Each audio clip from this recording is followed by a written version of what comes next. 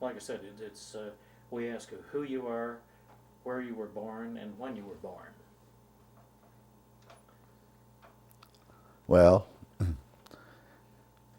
I was I was born in uh, on a cattle ranch in Nebraska, in western Nebraska. About is well, it's about 12 miles from north of I guess of a little town called Benkelman. And then the family, Dad was after the cattle ranch. Why he rented a little farm in western Nebraska, and that's well, this is see, my brother was born in the cattle ranch too, and then my sister was born on this little farm. And then we moved over to the line in Kansas when by that, and my younger sister was born there, and of course the Dust Bowl come along, and the Dust Bowl chased us out. I mean, he went broke, lost his cattle, and so we just packed up and started going west, and we ended up in Idaho. Okay, let's hold up. It doesn't look that bad. No, well, I'd rather have that than popping. I think I've got it on. Yeah. Well Okay. Let's go. Well, when we in Idaho, I was probably about I was the oldest of the four children. I was probably about 9 years old when we moved, and then my father, of course, looking for work, and he was a cattleman, and his first job was on a sheep ranch, which he couldn't stand very long, but he did work there a couple of weeks, and then he got a job in the lumber mill. Of course, in that area, why we had lumber mills around, and hard work, very hard work. But he ended up staying with that until he retired, and so that was, and then of course we all went to school. We all graduated from Emmett High School, and in 1942 was when I graduated. And Pearl Harbor happened at, of course, September 7th, 1941, and I was still in high school. When I first heard about it, I was, somebody stopped me. We was walking down the road somewhere, and I heard that Pearl Harbor had been bombed. Well, of course, a lot of the older kids, they either are working for Morrison Construction Company, which they'd already was overseas, and then they would join the service. But I went ahead and graduated from high school, and then there's a couple of friends of mine, we decided, well, they're building a big ordnance depot in Oregon at Hermiston, and we wanted to go up there and try to make a little money, which we did. And but that, of course, was running out, and finally one of the guys left. He joined the Navy, and the other one had to go back to the farm, and so I said, well, I'll go join the Navy. And I went to Portland to join the Navy, and of course, naturally, in the physical, they had me walking around and, checking my feet, and I have born with flat feet, and one of them was really not good at all. Still, and he said, no, you can't go in the Navy. So I said, okay. So I went back, and I said, well, I'll just wait a little while and see what happens. I knew they was going to draft me, so they did. And so 3 days after my 19th birthday, they drafted me, and I was in Fort Douglas, Utah, and in the Army. They didn't care about where you had flat feet or what you had, as long as you were breathing. And I said, well, they said, of course, naturally, they ask everyone this, what do you want to be? And I said, well, I want to be in the Corps of Engineers. And they said, okay. So they put me in the medics and sent me to Little Rock, Arkansas, Fort Douglas. At that time it was Camp Douglas, Camp Joseph T. Robinson in Arkansas. You had had mentioned that you wanted to be in the Corps of Engineers, and they made you a medic. Did you have any interest or any background at all with anything medical before then? No, absolutely not. You need, see, in those days, at that particular time, and they need 1,000 people to go into medical right there to train as medics, or they need another. Of course, they give them infantry training, and then they need them to go in the Corps of Engineers. See, that was what I wanted to do. So that's what I did when I got out. I love building. I love getting into building bridges, building whatever. That was my forte. And at that, of course, I was young and I didn't have the education, but I had enough to know. I did work, and that's what I did. Just those few months between high school and going into the Army. We were building roads and railroads in this ordnance depot in Oregon, and I was the guy that they gave the scope to tell them what grade they had to attend, and I didn't. I was just fresh out of high school. Gave you an idea what you wanted to do, though. Yeah, well, yeah, those old timers over there, those big diesel, on the cats and stuff, they nicknamed me Blue Top, because when you set a stake and the grades you wanted, you colored it blue. That was Blue Top. Yeah.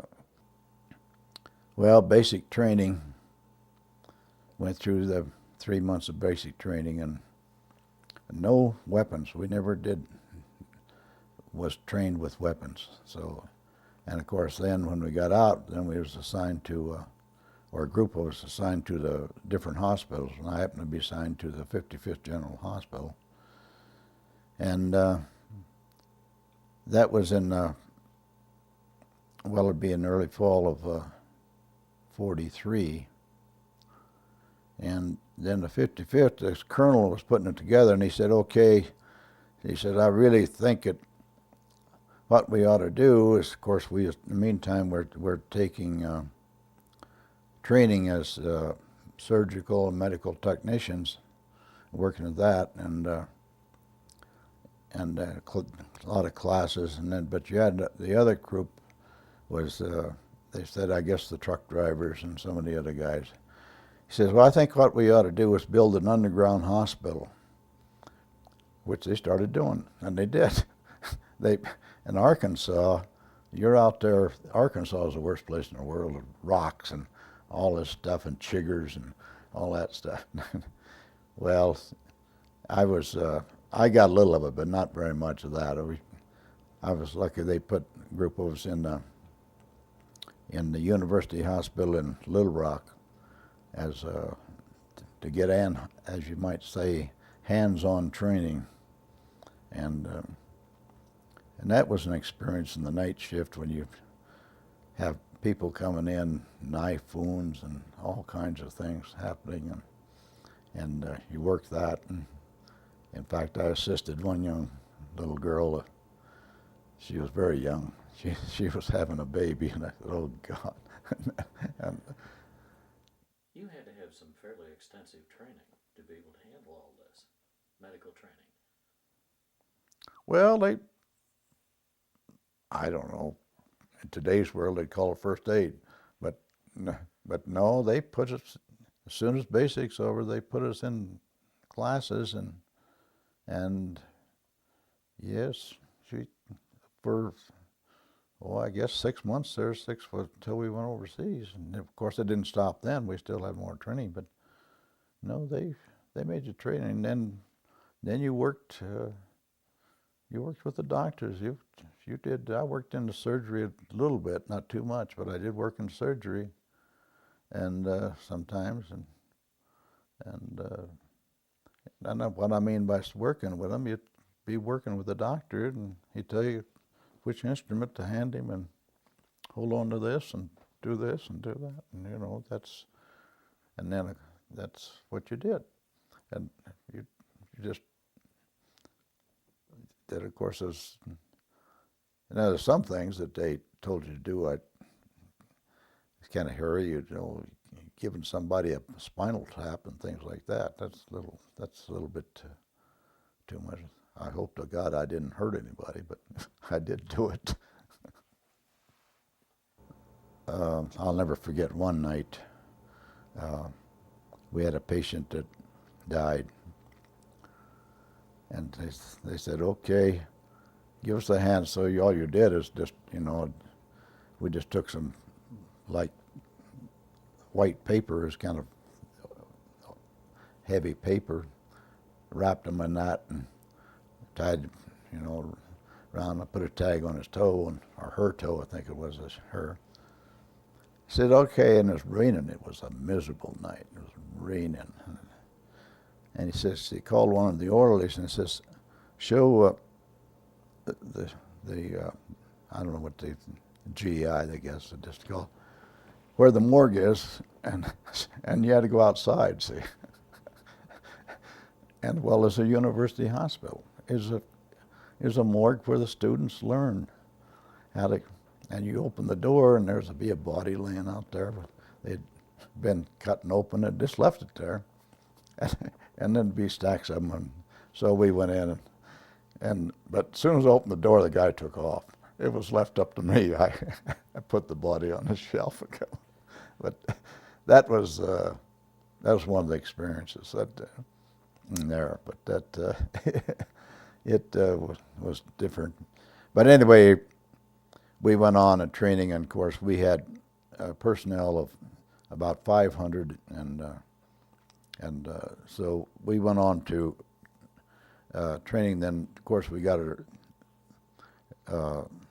started getting our orders, getting all of our equipment together, and because we knew it was going to ship overseas, and of course, naturally, were dry runs back and forth, and finally, in February, I think it was, of '44,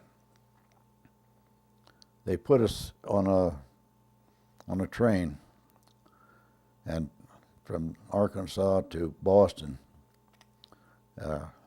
and it was cold. You know, of course I didn't dream that I was going to marry a gal from Boston, but that place is cold. But anyway, we went to Boston, and for, I think we was there just a matter of a short period of time, 10 days maybe, and we got on a Liberty ship and started sailing for Europe. And of course, it was a very, very, very large convoy. It was one of the largest at that time going across. And of course, we had destroyers protecting us. We had, you know, and it was just a big convoy. And we had about, well, another thing on that ship was, I don't know if you ever been in the Navy or know of the Navy, but you know, they stacked them up about 6, 7 high on those bunks, and you know, that ship, North Atlantic, and the time of the year is cold, and the water that's rough, and so we were hungry. We were hungry all the time. So the guys, some of our outfit said, "Well, I'll tell you what, we'll volunteer for KP in the kitchen." They did, and of course they stole everything they could get, oranges and everything. They called us Alabama and the 500 Thieves, and so anyway, we as we landed in Glasgow, Scotland, and they brought us down to a little place called Llandudno, Scotland, and we housed just with families and for about 2 weeks until they could get transportation to move us down to Malvern, England, which is more in the center of England. And we moved there in the first part of March, and by train, and of course, the hospital was still under construction. Now they had a series of, although I never visited any of them, but they had a series of hospitals within an area. There's probably, I think there's about 4 or 5 of us, about 4, I think, in the area. But our hospital was right on the golf course, pretty close, and where they put it. And I remember when we got there and got off the train, of course it was close enough that in England, of course, trains are pretty move all over the place, but we had to walk across the golf course to get to the Quonset huts, and our Quonset huts was I don't know how many of us in it. It wasn't very big, and of course you burn coke to get it, get them warm, and they was on a straw mattress that's about that thick, and they were made out of. They took the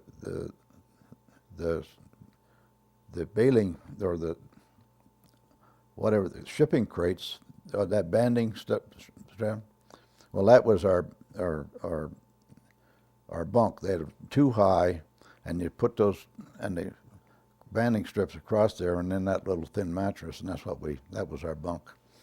And no, it was fine. What the hell? You're young, you can handle anything, and cold though, and so anyway, we finished that hospital. We got all that thing together, and by D-Day, we had everything in place. Our operating room, our X-ray, and the whole, and of course, naturally the kitchens and all that stuff. And all the doctors in place, probably about 50 doctors, 90 nurses, and 500 enlisted people. Well, I say 90, 50, I should say 50 officers, but because and then about 90 nurses. Of course, all the officers weren't doctors, but we did. So that was basically where we started, and when and we all knew D-Day was going to happen. They kept, telling us about it, or telling, and you could tell all the troops around. There's troops all over the place, even out that far, but most of them are amassed pretty close to the channel where there's going to kick off. So, and at that time, the only time we got to go, we got a chance to go to London, and we'd go to London. And one time, another guy and I, we decided to go to London. We was going to be housed in, I think it was the Salvation Army building, and it had a place there. Well, the night before we left, a buzz bomb hit it and destroyed that building. So we didn't stay there naturally, but we did go, and but it was only there just a couple of days, but all the bombing and seeing that. Then D-Day happened, and when of course, the minute it happened, why we completely were on alert, restricted the base, waiting, and took about 3 days that they brought in most of them on train, and then unloaded an ambulance, and we filled that hospital over. There's about 1,500 patients in 3 days within there, and a lot of our patients were spinal injuries. That's what we took. We took them from the other hospitals, and spinal injuries and things like that, and amputees. And I worked with the amputees, of course. And it was, everybody thinks that, well, it's hard to work with. Well, it's really, yes, it was pretty tough to see some of the young guys, even younger than I was, and I wasn't any, old guy yet. But I was, and some of them only been in the Army maybe 3 months. And they already lost a leg or an arm and a leg and stuff like that. Just go to basic training. You know what basic training is like, Yeah, you're into, 6 weeks or something? Basic training? And wham, you're on a boat, a ship going overseas, and you're in combat. You get about a basic training, and that's it. And you're put in, and especially they need replacements. So you're shipped in. Those guys are shipped in as a replacement. I'm not talking about the guys that's already in place and they've already hit the beaches. I'm talking about the guys that shot into those outfits to replace all the ones that's been wounded and killed. And then, bing, they're shot up, and they come into hospital, and 3 months in the service, they don't even know what the hell the war's all about, really. People don't understand that. But, this isn't like you have a year's training before you go somewhere. You're, like you said, they're on a boat. Yeah, that's life. You don't. Like I say, that old colonel in 55th General Hospital was a shrewd old devil, because when he decided to take a group of us, and of course he had to have permission, or work with the University Hospital in Little Rock, Arkansas, and put you in there with patients. Of course, they're sick and they're, just things will happen to them. And you go in there and you have to work with the nurses, of course, and but they're teaching you at least how to take care of them, and it's an experience. It really is. Probably was a real good experience for you, wasn't it? Yeah, it's good experience. Yeah, and of course you couldn't wait to get to town and get a few beers. I mean, but that's, yes, we all did that. But anyway, our job was to get them fixed up and get them going until we could get them back to the States, obviously, get them into a hospital ship so they could come home. And but their attitude was good, because they knew they was going home. And the ones that, the other wounded, now you hear this today about Iraq, and it happened as the same thing then. If you had, I remember one time I cut a cast off on a fellow, and it was a body cast, and it was something else, and there was maggots in it. And I had to cut it off at night so the other patients didn't see it so much, and they had to give the patient a shot. So I cut, and of course I had maggots, so But anyway, they did that, and but this same patient, as soon as he could get well, he couldn't wait to get back to his outfit. And guess what? We got him again. He was wounded again, not as bad as the first time, but he was wounded again, and we got him again. But same thing. He says, as soon as I can, I want to get back with my buddies, and that's just the way they work. That's the way the guys were. You've talked about the guys wanting to get into town once in a while, the patients. What happened with some of that situation? Well, of course, they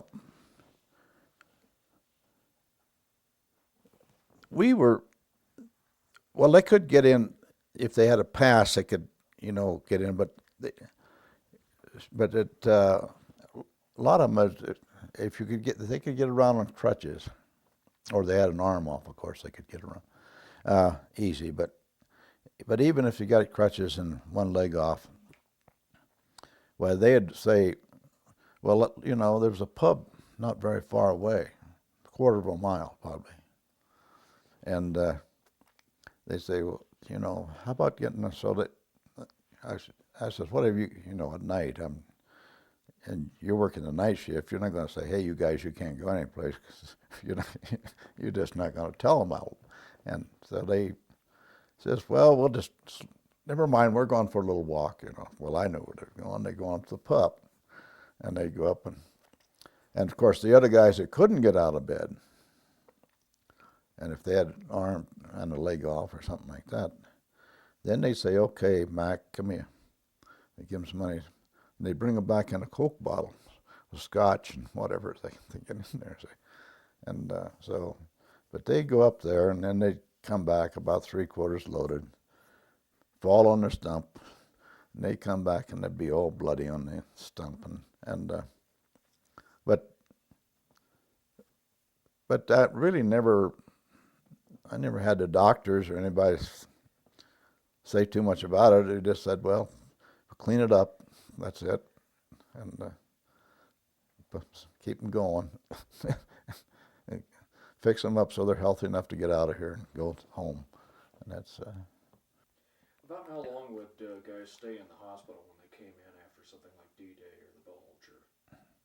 it varied. It varied because all the wounds with it. It could be, you know, 3 months or a month or 3 months or whatever. It really varied. They was coming and going, and I really couldn't give you a time. It depended on what the injuries were and where we was going to move them in, and so what we was accepting hospitals, we accepted patients from a couple of other hospitals too because of we were doing spinal cord injuries and things like that.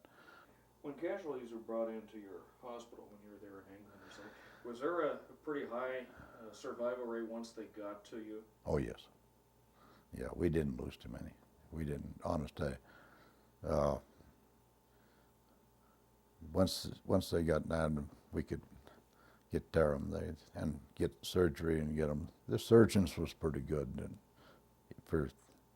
and I don't remember. Well, we lost some, but not a high rate. They typically had quite a bit of medical attention by the time you got to them, right? Yeah. Yeah, they'd already been through. Well, not right at D-Day. They didn't get a chance to go anywhere. If they got them on a boat or something, get them across the channel, get them on a train, and most of their deaths was right there at the site. How about the doctors? Were a lot of these just young guys out of medical school, or were there a lot No, of experienced not of them. doctors? A lot of them had experience. A lot of them was, I would say, we had doctors in their 40s, and so they'd been around a while. Not all of them, but I mean, we had experienced doctors. But we had young ones too, but not that. Yeah, a lot of the nurses they were pretty young. They were, you know, they just get their nurse's degree and maybe had a little experience, but they were hard working. Doctors was pretty serious. Of course, they had to. Those poor doctors was working night and day. Some of them. What was the feeling now? You had all this training, and you know, people understand what the horrors of war are and the injuries. What was it like when you saw your first casualties come in? Was it a total shock to you?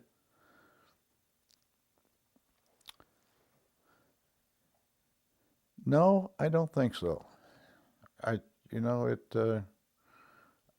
think we already know what to expect. And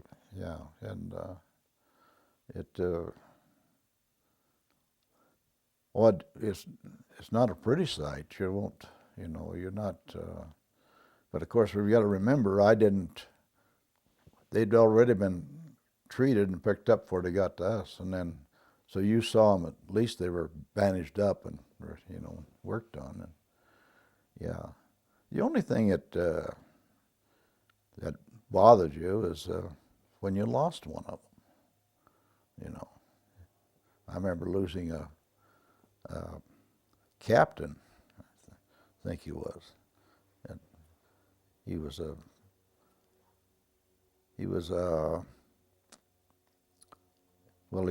in the airborne, so he was, and they took him in for surgery, and a heck of a nice guy.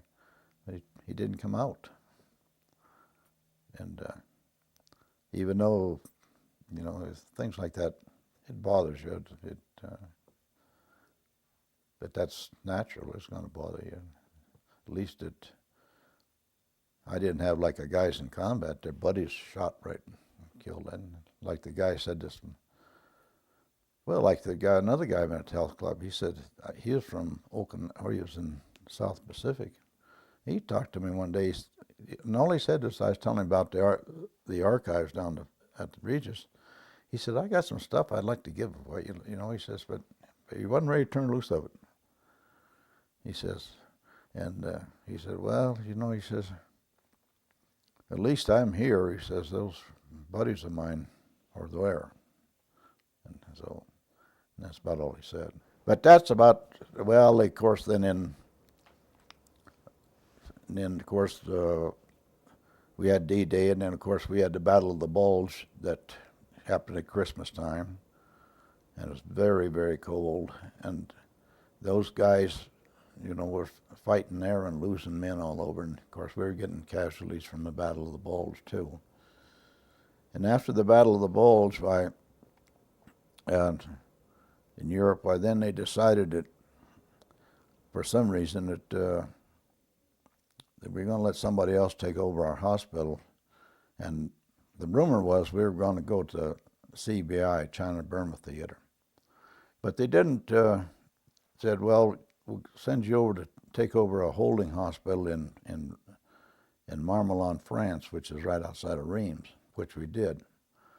And that's what we did. Then it was a short period of time. Of course, the war was getting over, but we still had all these patients that had been shell-shocked, and they had to have someone with them. And so we did that until we could get them to a hospital ship. When we experienced 9/11 here, it was one of the first times that America had felt this kind of a situation. And it just, you got to see what happened a little bit in Europe and in Japan during the war, and it does terrible things, doesn't it? Oh, yeah. Well, of course, in France, well, you see plenty around London, but in France, why, there were places that the city was just wiped out. Just the whole thing, just a pile of rubble. And other places, just, it shot up, and yeah, I did get a chance to go to Luxembourg one time, and it was pretty well shot up. And when you're riding in a 6x6 in the back of it, and you're looking at these things, and you're not riding in any limousines. So, no, France. The only thing in France was is Paris. I remember going to Paris, and we had a place where the GIs could go and get a sandwich or something. Well, you went in there to get a sandwich, but here would be kids with their hand out for something. Well, you're going to give them a sandwich, and that's it. You can live without it. Yeah. Outside that, it wasn't much. I didn't do anything over there anyway. After that, I left the unit about, of course, the war in Europe was over, and then I left. I guess the war is over period in Japan too, because I left the unit in about October, and another guy and I got restless, and I said, oh, well, heck with it, I'll re-enlist. We'll re-enlist. And we did. Re-enlisted in France, come home for 80-day leave, and thinking I was going back to Europe. And of course, when I reported back to Fort Douglas after 80 days, they sent me to, Brooks Hospital in San Antonio. I wasn't there very long. They sent me to Michigan. And then they sent me to Indiana, Michigan, and then to Fort Monmouth, New Jersey. And by that time, they had a group of guys they wanted to send to Japan, and somebody had a death in the family, so I took his place, and they sent me to Japan. So I ended up in Japan, and there I took over the 71st Signal Battalion, and they took a dispensary, took over a dispensary of the 71st Signal Battalion, and that was out on right on the bay outside of Tokyo. So we had old schoolhouse out there, lots of rats in it, and it was a nice place. And anyway, my wife I met her well, I met her during that time, and we used to come out there. We had even have a swimming pool, though, didn't we, Sally? Yeah, yeah. And so anyway, we come there. But that, then of course that tour of duty, and I was in the 70th. I went to a field hospital for a little while, and then. What was it like in Japan when you got there? Well, Sally got there before I did. You were there a few months before I did, I think. Anyway, I think I got there in 1947, and early 1947, and Tokyo was pretty much a mess. I mean, it was all bombed out in places, and now where I was out on the bay, and where we were stationed, and of course there were sunken ships and things around, and it's just a war-torn. All I can say is just a war-torn place. Like I say, we stayed in this old schoolhouse. I mean, it was a school at one time, and I suppose when we left, it probably become a school again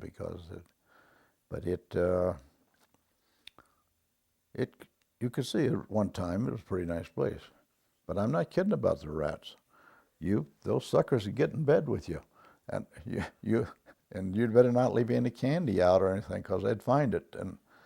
And yeah, you was laying there one night and you feel it wigging around. I said, Jesus. They pipes running up through there. How were the Japanese people toward you? They were nice. I didn't have any problem with those at all. In fact, they were, all the ones that we worked with were friendly, and even after the war was over, some of the patients in Japan is like, you get the guys drinking green alcohol, and they're afraid they're going to lose their sight, and you say, oh, for God's sakes, you guys. And of course, I'd have to give up and give a lecture on venereal disease, because we had too many cases of gonorrhea, things, that sort of thing. And that scared the hell out of me, getting up in front of a whole couple of companies talking about venereal disease. But that's your idea of fun, is it? no, that's not the. Well, you said you had a minute and a half to talk about it, and you've been talking for 22 minutes straight. And we do have some questions. Yes. We're going to go back on some of these things. Just before we might work backwards. We can edit this thing any way we need to. So. Well, I figured because you're only going to use about 30 seconds anyway, so. Oh, you might be surprised. You kind of slid over. That's where you met Sally. How did you meet Sally? We met Sally at a big Italian wedding. There's a fellow from my outfit and a gal from her outfit, both from New York.